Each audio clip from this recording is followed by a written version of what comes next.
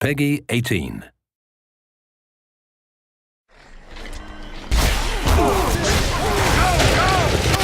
I enjoy making the sounds for these things. Maybe it's a bit of a macabre career choice, but there's always a new way to make somebody die. That sounds horrible, but it's true.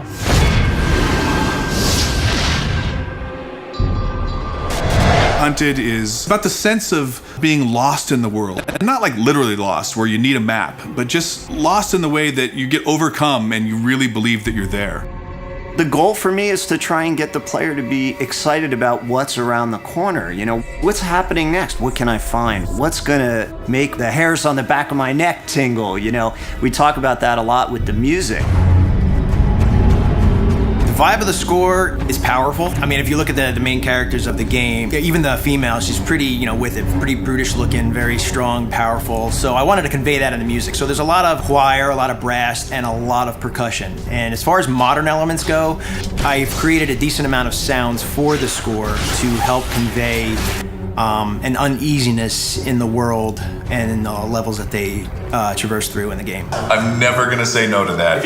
I mean, there's a lot of weaponry, a lot of spell casting, and a lot of hyper crazy kind of sound, but in general, the overall approach is very ambient and kind of creepy, maybe a little bit horror in places.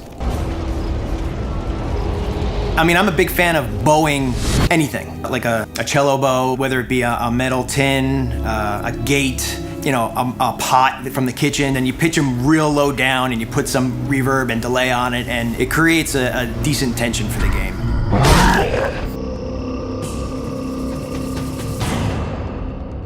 Every sound in the game is designed. There's nothing like a stock library sound in this game. So every single sound, even like the small impacts of the wood breaking as a body falls into it, it's, a multi-layered sound of like crunchy stuff up top and then this stuff up here.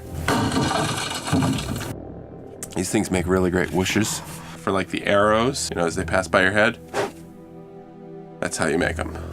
Cutting it close there. Ooh, a good death rattle. I'll take chocolate syrup and tomato paste and corn syrup and I'll mix it all together and just stick a mic in there and just,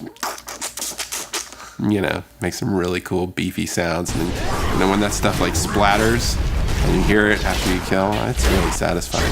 You want to imagine the blood splattering on the ground. If you're into that sort of thing. Sometimes I don't think about that. I never think about that. A lot of the nostalgia of the old dungeon crawly games was all about the magic mouth giving you the riddle, or you find the runes written on the wall and you translate them into some mysterious riddle. What we want to do is give that same kind of fun, like, I figured it out, or I've been thinking about it all night and I woke up in the morning with the answer. We wanted the puzzles of our game to blend into the mythology and blend into the environments and be true to where they are. You may break through a wall and find out there's a huge other area behind it that you didn't know existed, and those are all over our world. The sense of discovery and all of the emotions that walking down those dark corridors invoke is really, to me, sort of the essence of the foundation of what these games are built on. Because your responsibility is to give people what they're looking for, but once you've done that, and then you got to give them some things they didn't expect.